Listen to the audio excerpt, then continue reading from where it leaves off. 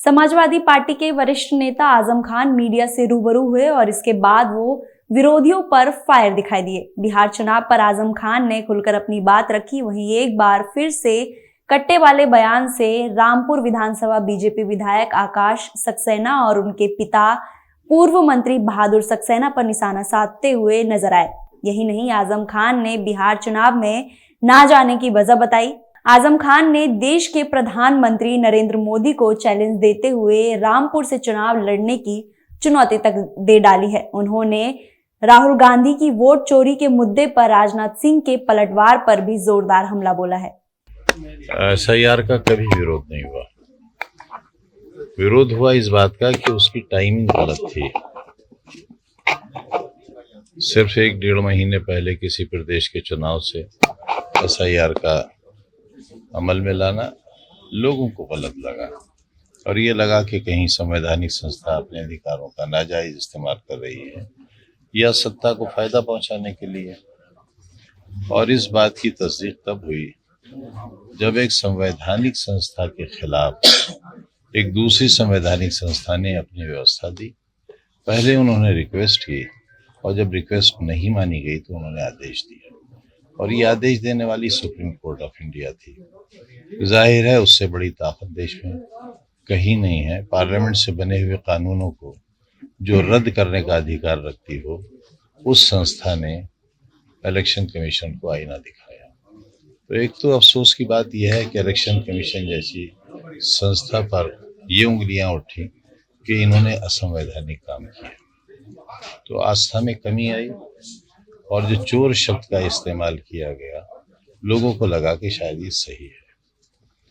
अब नॉर्मल हालात में चुनाव काफ़ी दूर हैं, ऐसे में जब SIR हो रही है तो मेरे ख्याल से किसी की मुखालिफत करने का कोई सवाल ही नहीं।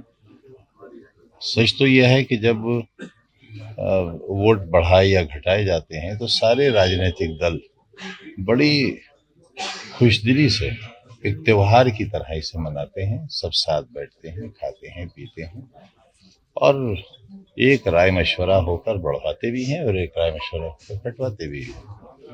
तो अब कोई विरोध न था न है। अच्छा भाई, बिहार चुनाव में भाजपा की रैली में एक ये कहा गया कि उत्तर प्रदेश में 4 माफिया थे, 3 माफिया को खत्म कर दिया गया।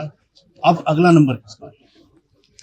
देखिए, वो जो खत्म किया है, जिसे वो अभी जिंदा है और वो कितना बड़ा माफिया है ये आपके चैनल साबित कर चुके हैं। आपका रवैया हमारे साथ, आपकी टिप्पणियां साबित कर चुकी हैं।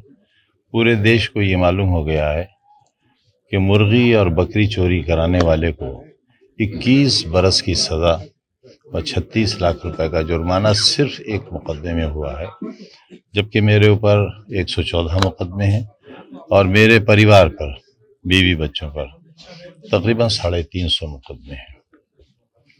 तो ये तो देश जान चुका सच क्या है। और वो व्यक्ति जिस पर किताब चोरी का मुकदमा है, उसने एक विश्वविद्यालय बनाया है, बहुत शानदार विश्वविद्यालय। तो अगर कोई किताब चोर विश्वविद्यालय बनाता है या स्कूल बनाता है तो हमें ऐसे किताब चोर के जूते, कम से कम मैं उस किताब चोर के जूते अपने सर पर रखूंगा और उसको नमन करूंगा, उसे सैल्यूट करूंगा। अब रही जहां तक किसी नेता के कहने की, तो नेता नहीं है। उसने उसी तरह डाका मारा है यहाँ के वोटों पर जिस तरह और दूसरी जगहों पर डाका मारा गया। और वो एक ऐसे शख्स का बेटा है, मुझे माफिया कहने वाला खुद एक ऐसे शख्स का बेटा है जिसे 1975 में इमरजेंसी में ट्रेन से रामपुर के देसी कट्टों के बोरे के साथ, अटैचियों के साथ गिरफ्तार किया गया था। DIR में बंद हुआ था वो, और खुद वो भी नकल चोरी का मुजरिम रहा है। ऐसे लोगों के पास जब देश की सत्ता होगी, जब ऐसे लोग विधायक और सांसद होंगे और उन्हें केंद्र सरकार की जेड सिक्योरिटी की या वाइस प्लस की सुरक्षा मिलेगी और ब्लैक कमांडोज चलेंगे, तो आप समझ सकते हैं कि क्या होगा कानून और क्या होगी व्यवस्था। अपने गिरेबान में मुंह डालकर देखना चाहिए कि जो लोग अपने अजदाद से क्रिमिनल हैं, अपने अजदाद से अपराधी हैं, उन लोगों को कम से कम एहतियात बरतना चाहिए वरना बात निकलेगी तो बहुत दूर तलक जाएगी और उनके कुछ ऐसे किस्से भी सामने आएंगे जिन्हें शायद आप दिखा भी नहीं सकेंगे, जिन्हें हमने रोक रखा है। राजनाथ सिंह ने कहा है राहुल जी जो कह रहे हैं वोट चोरी हुई है, उसकी शिकायत क्यों नहीं कर रहे आप वोट चोरी हुई है, बताएं। तो सफाई दे दे, कौन मना कर रहा है? अदालत में भी चोर अपनी सफाई देता है तो उसमें क्या हो गया? अपने आप को ईमानदार साबित कर दें, बगैर बेईमानी के चुनाव करा दें। और खुद रामपुर में हम चुनौती देते हैं कि जो लोग जीते हैं हमारे कैंडिडेट के खिलाफ, खुद शहर की सीट से, अगर हिम्मत है तो देश का सबसे बड़ा व्यक्ति आकर चुनाव लड़ ले यहाँ, तो दिखा दे जीत कर। इसी पर फैसला हो जाए, हमारी राजनीति का भी और उनकी राजनीति का भी। साबित हो जाएगा चोर कौन है। मुंबई में केसरी यादव जी हैं चुनाव लड़ने बिहार में, आज उनके जो है बुलडोजर चलेगा, अवैध बनाया बताया जा रहा है। किनके यहाँ? केसरी यादव जो लड़ने चुनाव बिहार में तेजस्वी पार्टी। अब बुलडोजर के पास बकौल अखिलेश जी की अकल तो होती नहीं है, स्टेयरिंग होता है, लेकिन एक चीज शायद वो भी बताना भूल गए, उसमें तेल भी होता है। वो तेल बुलडोजर भी चलाता है और जरूरत पड़े तो बस्तियां भी जलाता है। चुनाव लड़ने के लिए चल रहा है। लोग तो ऐसा ही कह रहे हैं। मैं थोड़ा बेवकूफ आदमी हूँ तो लोगों की सुनी बात पर यकीन करता हूँ, अपनी अकल तो मेरे पास रही नहीं। सब कैद की तन्हाइयां अकल को चाट गई हैं।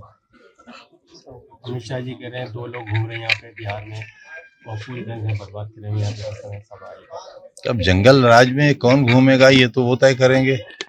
20 साल से व्यवस्था परिवर्तन के बाद भी वहाँ जंगल राज है, तो हम तो इसी डर से नहीं गए कि जंगल में और जंगलियों में जाकर जिंदा वापस आना मुश्किल होगा।